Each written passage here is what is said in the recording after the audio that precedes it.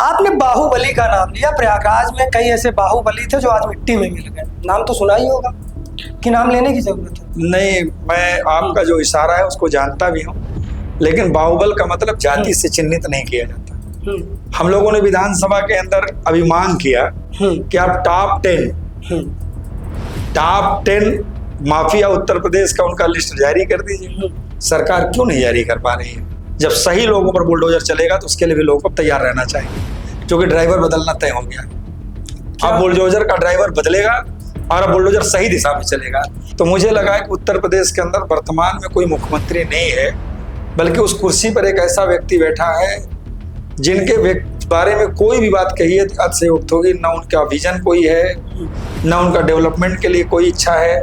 क्या लगता है मेजा के लिए 3 वो मूलभूत सुविधाएं क्या है? प्रधानमंत्री पर क्या राय? देश के साथ इतना बड़ा धोखा मैं समझता हूं कि किसी व्यक्ति को नहीं करना चाहिए, और ऐसे धोखेबाज को देश की जनता माफ नहीं करेगी। राहुल गांधी को किस नजरिए से देख रहे हैं? ईमानदार व्यक्ति हैं, अच्छे व्यक्ति हैं। इतनी बड़ी मांग सिरसा पुल की, इतनी बड़ी मांग कि उस समय के पीडब्ल्यूडी मिनिस्टर ने 2 बार उसका शिलान्यास किया। आज तक उस पर कोई कार्रवाई नहीं, कोई डीपीआर नहीं बना। तो जमीन पर जो हमारे कार्यकाल में काम दिखाई पड़ेगा वो विगत आपको सत्ता के विधायकों के कार्यकाल में दिखाई नहीं पड़ेगा। मैंने आपको पहले बता दिया कि मैं विधायक हूँ जी। उत्तर प्रदेश की वर्तमान सरकार जी डेवलपमेंट से दूर रहना चाहती है। हिंदू मुसलमान के अलावा उनके पास कोई मुद्दा नहीं है, समाज को बांटने के अलावा उनके पास कोई मुद्दा नहीं है। तो समाजवादी विकास के नाम पे जाने जाते हैं। अब Bharatiya Janata party divide and rule, जाति के आधार पर, धर्म के आधार पर, हद तो ये हो गई कि पति पत्नी को लड़ा देते हैं, जाति को लड़ा देते हैं और अमीर गरीब को लड़ा देते हैं। माने उनके पास डिवाइड एंड रूल के अलावा कोई रास्ता नहीं है। लेकिन जब मैं विधायक बना तो हमें इतना दुर्भाग्यशाली हम लोग रहे कि ऐसा मुख्यमंत्री मिला कि हम विपक्ष के विधायकों को, तो मैं समझता हूँ कि अगर उनका बस चले तो हम लोग उत्तर प्रदेश से निकाल दें, हम लोग को सदन से निकाल दें।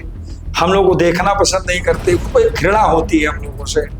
तो मैं जो उम्मीद लेकर विधानसभा गया था, मैं वो उम्मीद पर तो पूरा नहीं खरा उतर पाया। लेकिन तो मैंने उत्तर प्रदेश के सदन में अपनी विधानसभा की जो मूल जरूरतें थी, वो चाहे सिरसा का पुल रहा हो, चाहे टूटी सड़कें रही हो, चाहे बच्चों के शिक्षा का अच्छा इंतजाम रहा हो, चाहे स्वास्थ्य का इंतजाम रहा हो, मैंने सभी सवालों को विधानसभा में उठाया।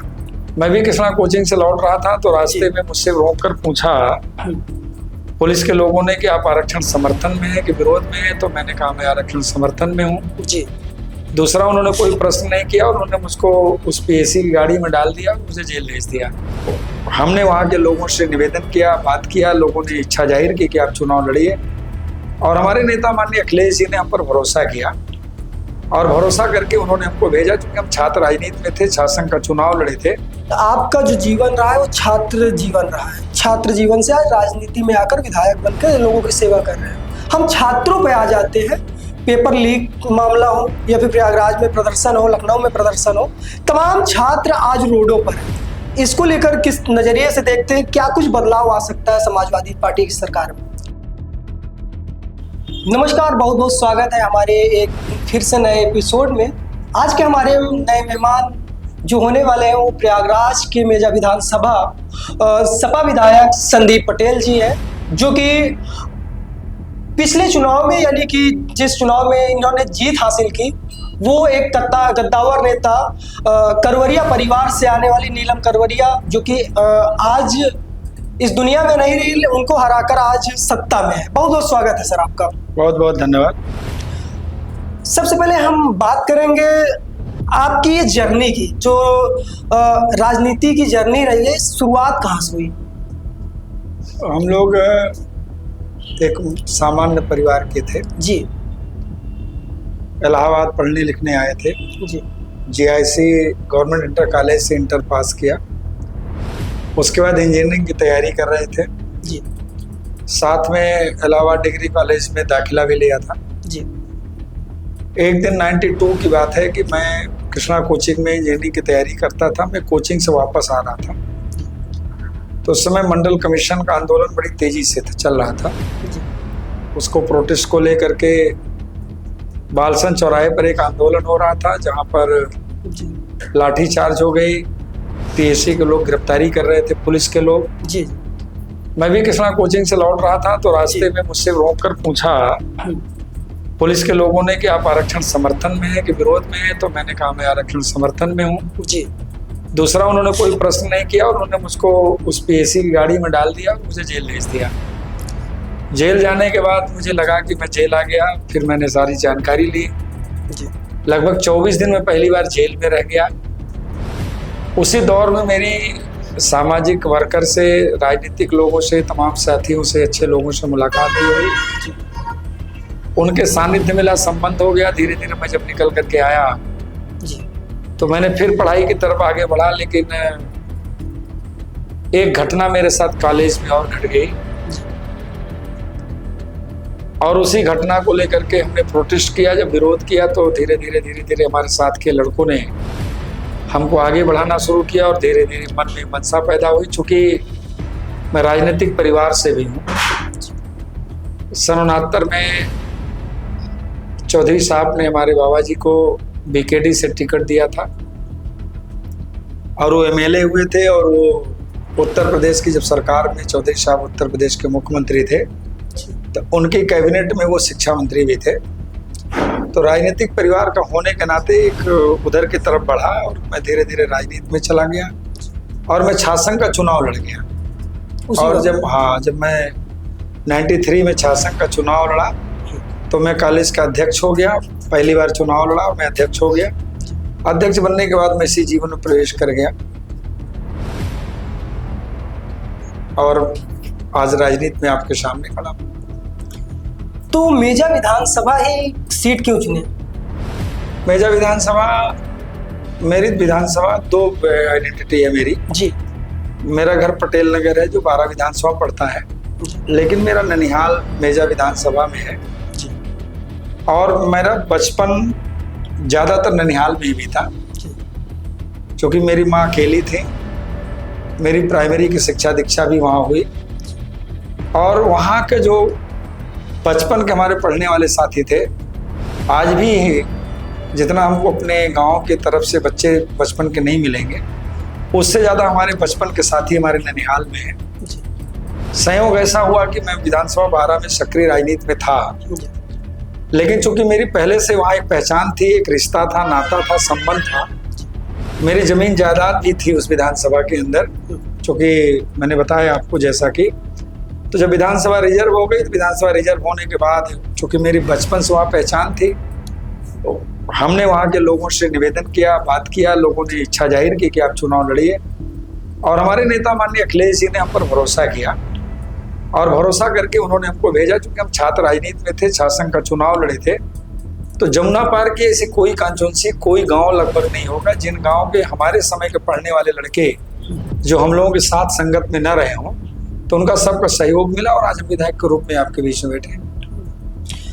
अच्छा, जब आप 2022 में चुनाव लड़कर मेजा विधानसभा का कहा जाए काम करने के लिए निकले और गांव में घूमे होंगे, उस वक्त पहले से और आज में क्या फर्क दिखा आपके विधायक होने का? देखिए, विधायक की एक सीमा होती है जी।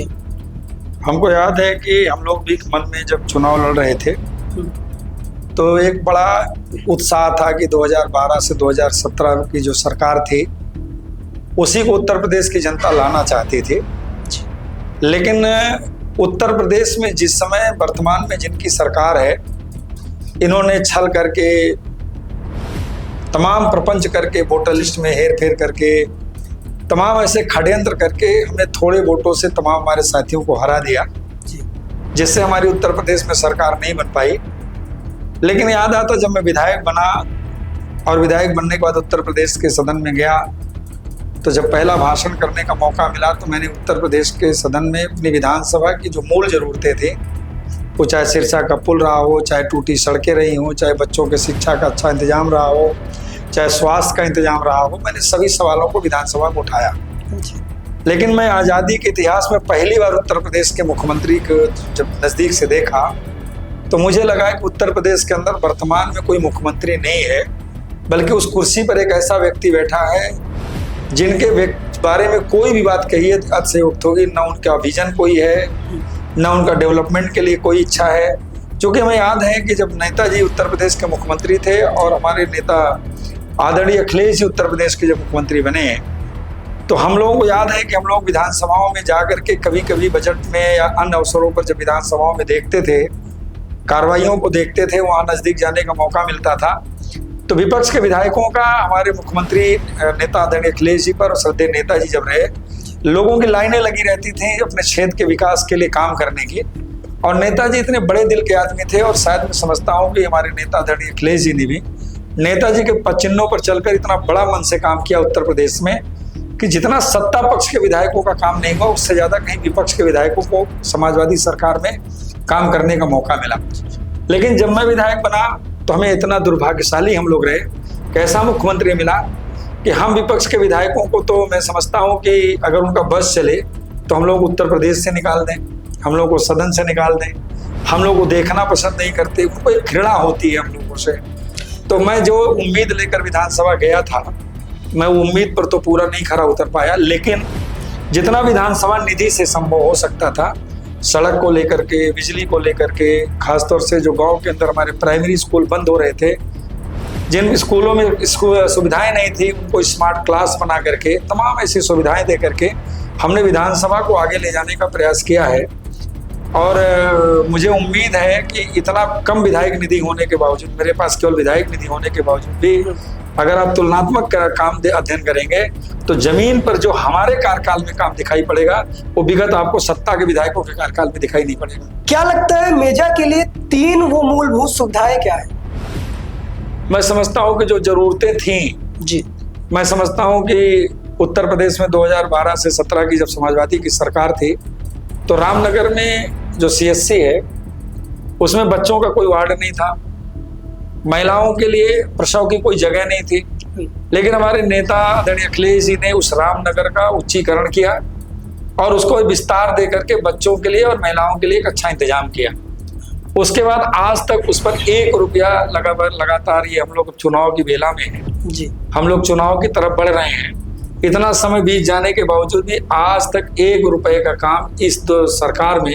चलिए, आज हम विपक्ष के विधायक हैं, हमारे पहले सरकार भाजपा की थी, भाजपा के विधायक और सांसद दोनों लोग थे, 1 रुपए का काम वो बता दें कि रामनगर के अंदर मैंने किया। अच्छा विधायक जी, ये बताइए, और इतनी बड़ी मांग सिरसा पुल की, इतनी बड़ी मांग कि उस समय के PWD मिनिस्टर ने 2 बार उसका शिलान्यास किया, आज तक उस पर कोई कार्रवाई नहीं, कोई DPR नहीं बना, उस पर कोई इंटरेस्ट। चुनाव में आता था, शिलान्यास हो जाता था, चुनाव खत्म हो जाता था। आप याद करिए, हमारे क्षेत्र में एक मूक बधिर बच्चों का विद्यालय है जो माननीय अखिलेश जी ने बनाया। हमारे विधानसभा, हमारी तहसील के अंतर्गत इतना बड़ा बिजली का कारखाना, आज जमुना पार देख लो, हमारी विधानसभा छोड़ो, आप पूरे जमुना पार में आप चर्चा करा लो, खुला मंच लगाकर चर्चा करा लो। जो काम 2012 से 2017 में अखिलेश जी छोड़ के गए हैं, उसके आगे 1 रुपए का काम जमुना पार के विकास के लिए नहीं मिला इस सरकार से, जबकि हम अकेले विपक्ष के विधायक हैं। लगातार सारे विधायक सत्ता के हैं, सांसद भी उनके सत्ता के रहे, हम लोग इस समय विपक्ष के लोग हैं, लेकिन 1 रुपया सत्ता के लोग भी अगर लाए, कोई बड़ा काम सत्ता के लोग बता दें। हमने रज्जू भैया, जो विश्वविद्यालय के नाम से जाना जाता है, प्रयाग यूनिवर्सिटी बनाने का काम हमारे नेता आदरणीय अखिलेश जी ने किया, स्मार्ट सिटी बनाने का काम हमारे नेता आदरणीय अखिलेश जी ने किया, आपके NTPC 2 बड़े बिजली कारखाना बनाने का हमारे नेता अखिलेश जी ने किया, मूक बधिर विद्यालय हमारे विधानसभा में बनाया, कितने पावर सब स्टेशन बनाए। एक तो जिस गांव मनिहाल मेरा जहाँ मसौली, वहीं पर बिजली का इतना बड़ा सब स्टेशन बनाया, माननीय अखिलेश जी ने बनाया। तहसील का निर्माण समाजवादियों ने किया, हमारे अस्पताल का निर्माण समाजवादियों ने किया। तो समाजवादी विकास के नाम पे जाने जाते हैं। अब Bharatiya Janata party divide and rule, जाति के आधार पर, धर्म के आधार पर, हद तो ये हो गई कि पति पत्नी को लड़ा देते हैं, जाति को लड़ा देते हैं, अमीर गरीब को लड़ा देते हैं। माने उनके पास डिवाइड एंड रूल के अलावा कोई रास्ता नहीं है, जिसको पूरे प्रदेश की जनता जान चुकी है। आप साथी हो, आप हमारे अलावा गाँव में भी जाते होंगे, आप सर्वे करा लीजिए। आज की तारीख में पूरा प्रदेश चल रहा है, जमुना पार नहीं, पूरा प्रदेश चल रहा है। हालत तो ये है कि अब लोगों को ऐसा लगता है कि उत्तर प्रदेश में विकास तभी हो सकता है जब माननीय अखिलेश जी उत्तर प्रदेश के मुख्यमंत्री होंगे। विधायक जी, सोशल मीडिया के माध्यम से हम लोगों का जब कहा जाए एक तरीके से ओपिनियन ले कि हमारे साथ विधायक जी का पॉडकास्ट होने वाला है, इंटरव्यू होने वाला है, हम उनसे क्या पूछे जो मेजा विधानसभा के लिए बहुत जरूरी हो। तो कुछ लोगों का जवाब आया कि मेजा में पहला नंबर सड़क नहीं है, कोई बड़ी हॉस्पिटल नहीं है, जो कि शहर से 50-60 किलोमीटर दूर पड़ता है मेजा विधानसभा। तो आने जाने में लोगों के लिए कोई प्रेग्नेंट महिला हो, उसको शहर पहुंचते पहुंचते प्रॉब्लम हो जाती है। तो ऐसी क्या सुविधाएं आप लाए हैं मेजा के लिए? मैंने आपको पहले बता दिया कि मैं विधायक हूँ जी। उत्तर प्रदेश की वर्तमान सरकार जी। डेवलपमेंट से दूर रहना चाहती है। हिंदू मुसलमान के अलावा उनके पास कोई मुद्दा नहीं है, समाज को बांटने के अलावा उनके पास कोई मुद्दा नहीं है। जी। मैंने आपको पहले बता दिया कि जब मैं विधायक बना तो हमारी भी बड़ी इच्छा थी कि एक बड़ा सा अस्पताल बनाएंगे विधानसभा के अंदर, एक अच्छा सा पुल बनाएंगे। आप कहते हैं महिलाओं को लाने का साधन, हमने एम्बुलेंस दिया था 108 और 102, उसको ये सरकार तो चला नहीं पाई। हमने एम्बुलेंस दिया किसके लिए था? अगर कोई दुर्घटना हो जाए, आप नंबर डायल करो, आपको अस्पताल ले जाएगी, इलाज कराएगी, घर पहुंचाएगी। आप याद करिए, आप गांव के रहने वाले हो जी। अभी गांव में, किसी भी गांव में किसी गरीब परिवार के, क्योंकि ज्यादातर किसान मजदूर गरीब लोग गांव में रहते हैं जी, किसी तरह मेहनत करते हैं, गांव में बच्चों को पढ़ाते लिखाते हैं, कोई पेट भर खाता है, कोई आधे पेट खाता है।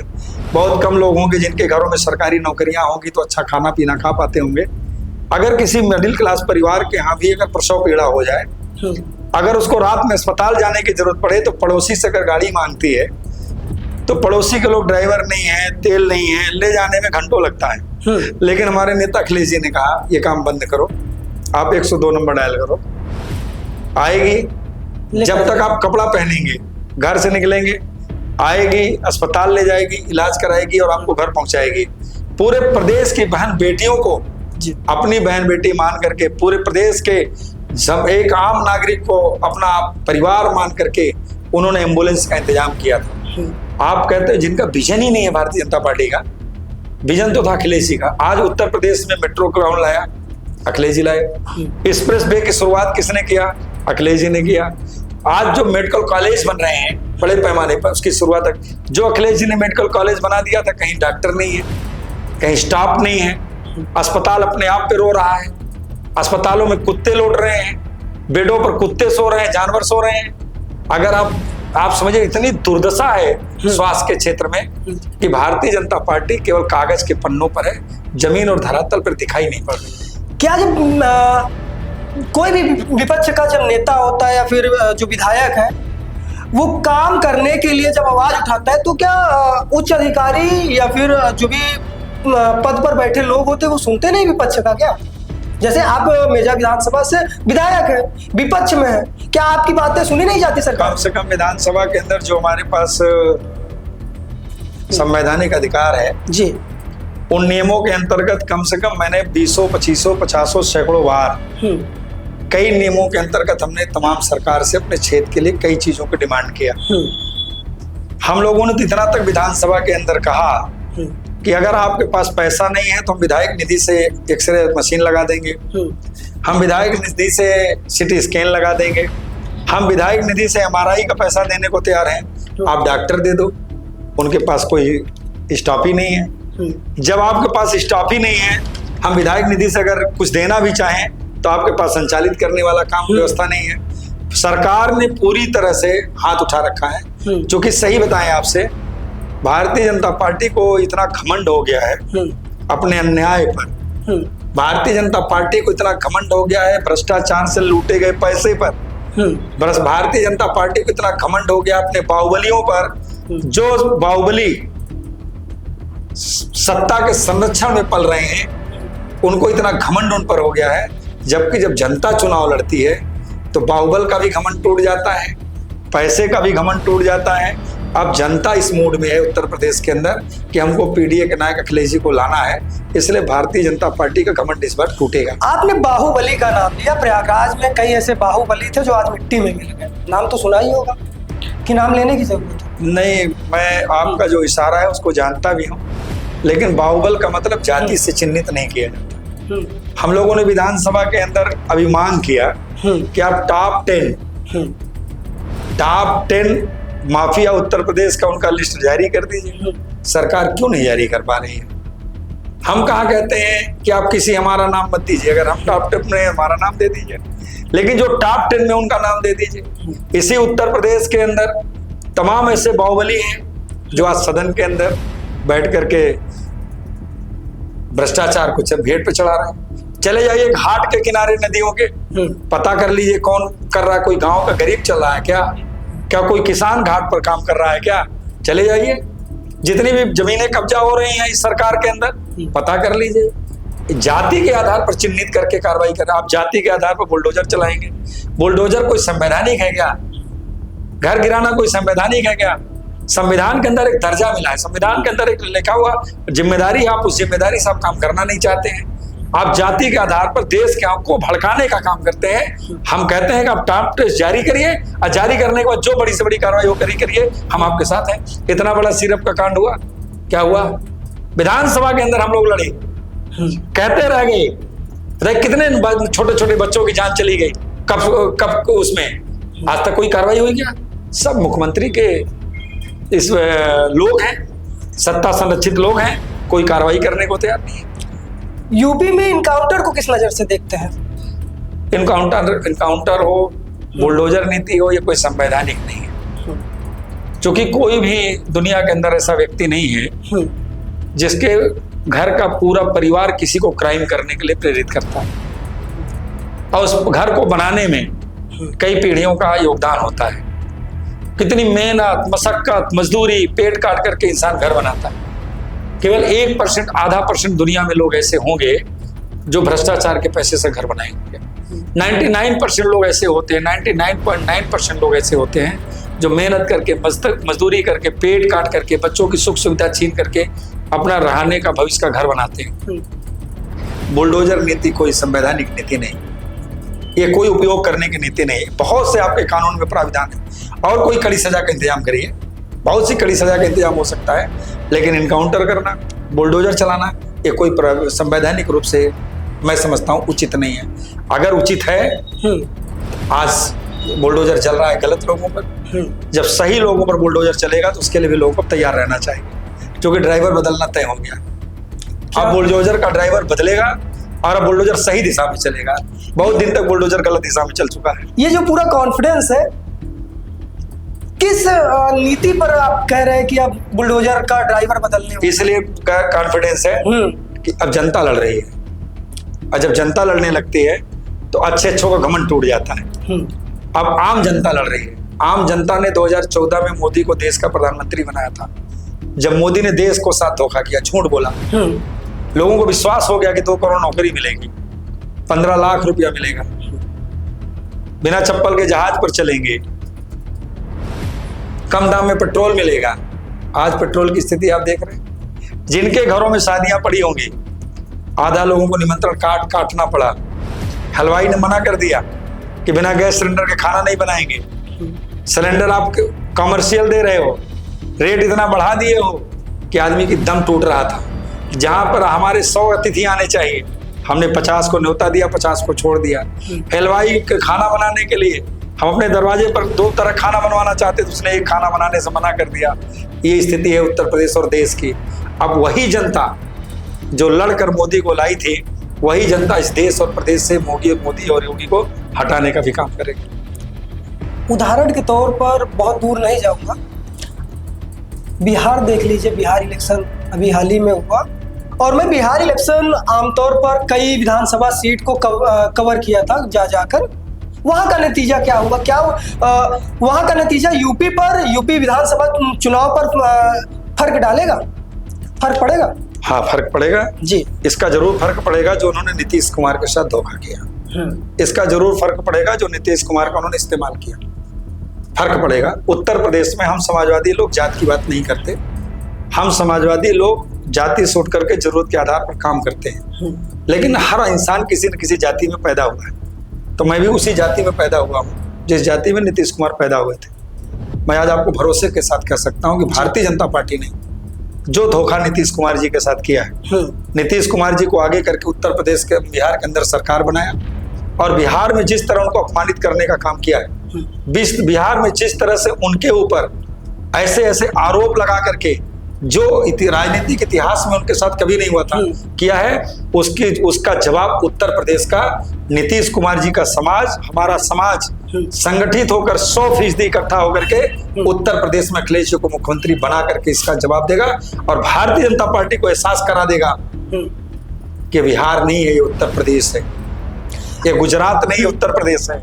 तुमने गुजरात के अंदर दबाकर डराकर जिस तरह से लोगों को रखा है, एक आंदोलन करने वाले कुर्मी समाज का नौजवान को आपने डरा करके एक एमएलए बनाकर छोड़ दिया है। बिहार में एक समाज जो कुर्मी समाज का लीडर था उसको आपने खत्म कर दिया है। यही उत्तर प्रदेश का कुर्मी इस बार जवाब देगा और आदरणीय अखिलेश जी को मुख्यमंत्री बनाएगा। अच्छा ये बताइए, करवरिया परिवार और संदीप पटेल की राजनीति में सबसे बड़ा अंतर क्या है? उनकी सोच, उनकी विचारधारा और आपकी विचारधारा और आपकी सोच में क्या अंतर है? अब जिनको मैं पूरी तरह से जानता ही नहीं हूँ, मैंने उनको सुर्खियों में देखा है, मीडिया में देखा है, पेपर में पढ़ा है, मेरा कभी उनसे कोई संबंध रहा नहीं, तो मैं उनके बारे में क्या बता सकता हूँ? मैं अपने बारे में बता सकता हूँ कि मैं छात्र राजनीति से आया और आज मैं संघर्ष करते करते मैं विधायक तक हूँ। मैंने जीवन की हर समस्याओं को देखा है। हम लोग बहुत मध्यम परिवार के लोग हैं। हम लोगों ने कभी जीवन में वो काम नहीं किए जिससे किसी व्यक्ति को हमारे निर्णय से चोट लगे। और मैं समझता हूँ कि राजनीति में रहकर आदमी को कम से कम अपने चरित्र को जरूर ख्याल करना चाहिए। ये हमारा जो सामाजिक जीवन है इस पर लोगों को बड़ा फेथ है, बड़ा भरोसा है और जिसके बारे में दुनिया में प्रचार प्रसार है उसके बारे में कोई चर्चा इस तरह की करना नहीं चाहते। अच्छा, आने वाले समय में किस तरह से आप चुनाव की तैयारी कर रहे हैं 2027 के लिए?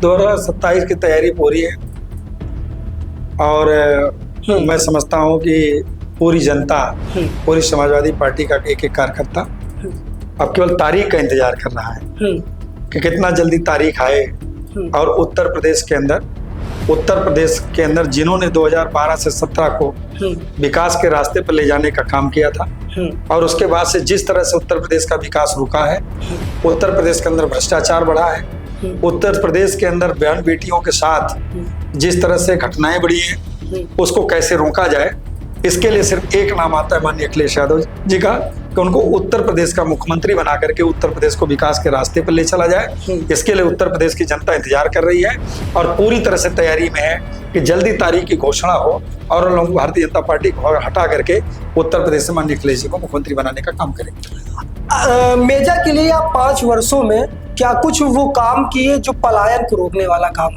मैंने आपसे कहा कि भारतीय जनता पार्टी की नीतियों ने, हमने आउटसोर्सिंग को इन्होंने जन्म दे दिया। आज गुजरात की कंपनी, हरियाणा की कंपनी, उड़ीसा की कंपनी, माननीय अखिलेश जी ने जो ये बिजली के कारखाने लगाए थे, रज्जू भैया जैसा संस्थान बनाया था, प्रयाग स्टेट यूनिवर्सिटी बनाया था, अगर ये अभी जो भी कारखाने खुले थे ये सिर्फ पलायन रोकने के लिए होते हैं, लेकिन भारतीय जनता पार्टी ने उसको पलायन को बढ़ाया क्योंकि आउटसोर्सिंग के नाम पर उन्होंने कर्मचारी बुलाना शुरू किया। आज आप चले जाइए एनटीपीसी में, लोकल 10% लोग होंगे, 90% लोग बाहर के लोग काम कर रहे हैं।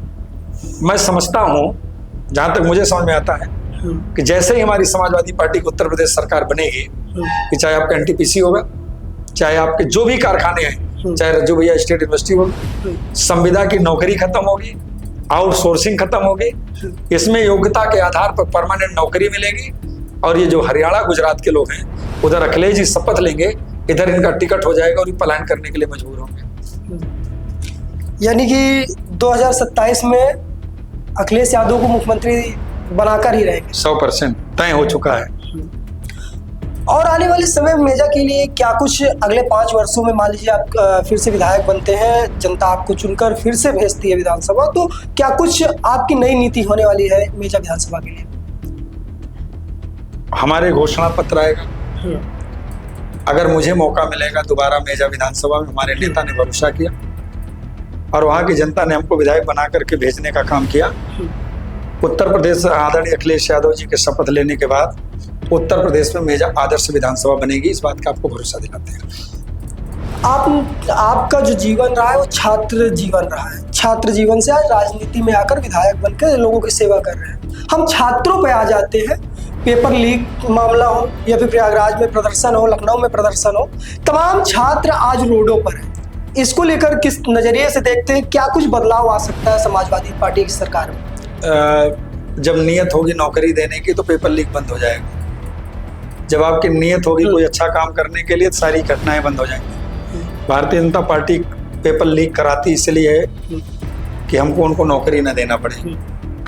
आज की तारीख में पूरे उत्तर प्रदेश के अंदर जिन प्राथमिक विद्यालयों से पढ़कर लोग आईएएस बने, पीसीएस बने, आईपीएस बने, उन विद्यालयों पे ताला बंद हो गया। Inter college, junior high school के जितने भी बच्चे विद्यालय लोगों ने मेहनत करके, मशक्कत करके विद्यालय बनाए थे, आज शिक्षक के अभाव में विद्यालयों में ताला बंद हो गया। उत्तर प्रदेश की सरकार इस देश को गरीब बनाना चाहती है, अशिक्षित बनाना चाहती है, क्योंकि जो आरएसएस के नीतियों पर चल करके, जो संघियों के आधार पर चलकर उत्तर प्रदेश की सरकार आगे बढ़ रही है, वो चाहती है देश गरीब हो, गुलाम हो, और इस देश को गरीब बना करके, अशिक्षित बना करके पुनः भारतीय जनता पार्टी इस देश को गुलाम बनाना चाहती है। इलाहाबाद विश्वविद्यालय, जहां से आपकी राजनीतिक शुरुआत हुई, आज आप यहां तक पहुंचे। छात्र संघ बहुत दिनों से बंद है, कई वर्षों से बंद है। क्या बहाल होना चाहिए? इसके लिए समाजवादी पार्टी की सरकार बनने पर उत्तर प्रदेश में अखिलेश यादव क्या कुछ नीति अपनाएंगे? समाजवादी पार्टी हर लोकतांत्रिक काम पर भरोसा रखती है। आपको याद भी होगा, बंद होने के बाद श्रद्धेय नेताजी ने लोक छात्र संघ को बहाल किया था। समाजवादी पार्टी छात्रों के संघर्ष के साथ है। आज आंदोलन कुचले जाते हैं, आंदोलन करने वाले नौजवानों पर मुकदमे लगाए जाते हैं। समाजवादी सरकार आंदोलन करने वालों से सीखती है। अगर कोई नौजवान सड़क पर किसी काम को लेकर के संघर्ष कर रहा है तो उसको हमको देखना चाहिए और देख करके उस पर कार्रवाई। 69,000 शिक्षक भर्ती के घोटाले को लेकर के, जिसको सरकार ने भी स्वीकार किया, अदालत ने भी स्वीकार किया, लेकिन मनसा केवल पिछड़ों के विरोधी सरकार, पिछड़ा विरोधी होने के नाते, दलित विरोधी होने के नाते आज तक 69,000 बच्चों को न्याय नहीं दे पाई। जो भर्तियां आती हैं, आरक्षण खत्म, कोई वैकेंसी आ नहीं रही है। अगर किसी तरह परीक्षा करा लिया गया कोर्ट के हवाले, इसलिए कि इनकी नीयत पूरी तरह से खराब है। समाजवादी पार्टी की जब सरकार बनेगी, जितनी लोकतांत्रिक संस्थाएं हैं, छात्र संघ से लेकर पंचायत से लेकर, आप बताइए, हर गांव का गरीब किसान का बेटा, पंचायत के चुनाव एक ऐसा चुनाव होता है उसमें आम आदमी हिस्सेदारी करता है। भारतीय जनता पार्टी चुनाव विरोधी पार्टी है, ये चुनाव कराना नहीं चाहते। आज देखिए पंचायत का चुनाव इन्होंने रोक दिया। हमको तो नहीं लगता है कि अगर भारतीय जनता पार्टी को अगर लोगों ने कभी मौका दिया तो भारतीय जनता पार्टी कोई चुनाव होने देगी। अभी छात्र संघ बंद हुआ, पंचायत चुनाव खत्म होगा, विधानसभा लोकसभा खत्म होगा। क्या संविधान से बढ़कर पार्टी है? आपने क्या नहीं देखा? भारतीय जनता पार्टी संविधान के आधार पर कोई काम करती है क्या? आज तक आपने कभी सुना हो कि कोई मुकदमा के बिना एसआईटी होती है? नहीं होती ना। लेकिन अयोध्या चोरी पर एसआईटी हो रही है, मुकदमा नहीं कायम। आप कोई ऐसा काम, ये संविधान को ना मानने वाले लोग हैं। पेपर लीक हो गया, कोई बड़ी कार्रवाई हुई, आप बुलडोजर चला देते हो गांव में किसी पर। पेपर लीक करने वाले के लिए बुलडोजर कहाँ गया? उसका तो खुलेआम इनकाउंटर हो जाना चाहिए था। ये संविधान विरोधी लोग हैं। चूंकि हम तो बधाई देंगे अपने नेता माननीय अखिलेश यादव जी को, जिन्होंने इनकी मंशा को समझ लिया कि 400 सीट इसलिए चाहते हैं कि हम संविधान को बदल सकें। और उन्होंने उत्तर प्रदेश के, इस देश के पीडीएस समाज के लोगों से आह्वान किया, और पीडीएस समाज के लोगों ने अपने नेता आदरणीय अखिलेश यादव के सम्मान में खड़े होकर के उत्तर प्रदेश से, जिस प्रदेश से दिल्ली का रास्ता जाता था, उसी उत्तर प्रदेश में भाजपा का रथ रोक दिया और भारतीय जनता पार्टी संविधान नहीं बदल पाई। अनेक शायद इनको मौका, आपने बंगाल में क्या देखा? ये संविधान को मानने वाले लोग। महाराष्ट्र में आपने क्या देखा? ये संविधान को मानने वाले लोग। बिहार में आपने क्या देखा? ये संविधान को मानने वाले लोग। इस संविधान को कुचल करके इस देश के अंदर पुराना, हजारों साल पुराना वो संविधान लाना चाहते हैं जिस संविधान में गैर बराबरी थे, जिस संविधान में छुआछूत था, जिस संविधान में एक साथ लगने का, चलने का अधिकार नहीं था, उस संविधान को लाना चाहते हैं जिसको इस देश का नागरिक अब आने नहीं देगा।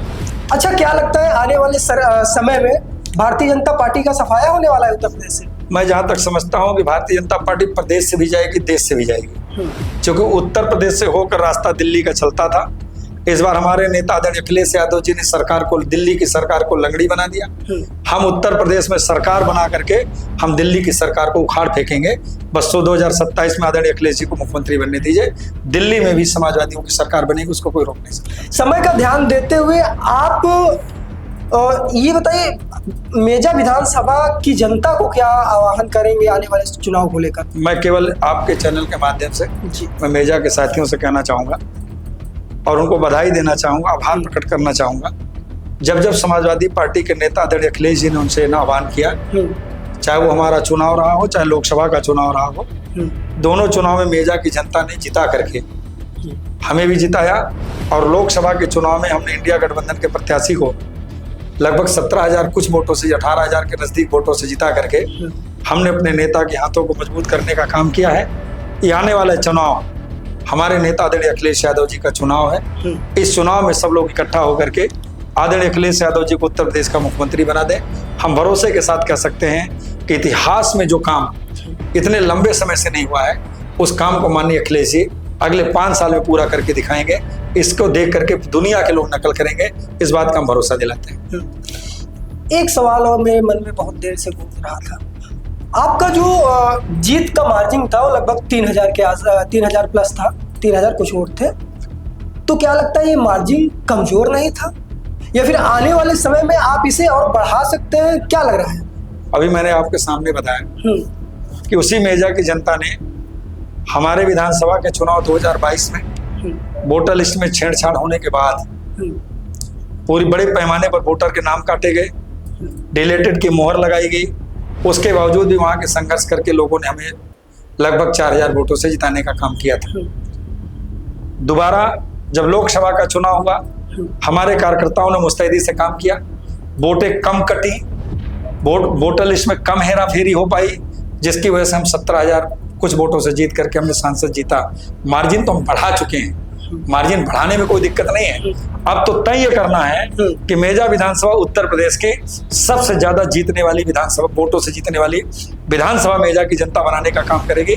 इस बात का हम आपको भरोसा दिलाते हैं। प्रधानमंत्री पर क्या राय? देश के साथ इतना बड़ा धोखा मैं समझता हूं कि किसी व्यक्ति को नहीं करना चाहिए, और ऐसे धोखेबाज को देश की जनता माफ नहीं करेगी। राहुल गांधी को किस नजरिए से देख रहे हैं? ईमानदार व्यक्ति हैं, अच्छे व्यक्ति हैं। तो आने वाले समय में प्रधानमंत्री किसे देखना चाहेंगे? वो चुनाव जब दिल्ली का होगा, हमारे नेता आदरणीय अखिलेश यादव जी जो निर्णय लेंगे, क्योंकि समाजवादियों की इच्छा भी दिल्ली में झंडा फहराने की है, तो हो सकता है हम लोगों की तो मंशा है कि आने वाले समय में आदरणीय अखिलेश यादव जी ही दिल्ली में झंडा फहराएं। क्योंकि आज देश और दुनिया में अगर किसी की पहचान बढ़ी है, किसी पर भरोसा बढ़ा है, तो माननीय अखिलेश यादव पर बढ़ा। तो हमारे साथ थे मेजा विधानसभा के सपा विधायक संदीप पटेल, जो कि लगभग 3,000 वोटों से जीतकर प्रयागराज के जाने माने नाम करवरिया परिवार यानी कि नीलम करवरिया को मात दिए थे। फिलहाल इस रिपोर्ट पर और इनके मुद्दे पर तमाम सवालों के साथ हम जानने का प्रयास किए और चर्चा की आखिर आने वाले समय में मेजा विधानसभा को क्या कुछ नया मिलने वाला है और अब तक क्या मिला, तमाम जानकारी के साथ। फिलहाल इस रिपोर्ट पर आपकी क्या राय, अपनी राय को जरूर साझा करिएगा। मिलते हैं किसी ऐसे ही अन्य वीडियो के साथ, तब तक के लिए नमस्कार।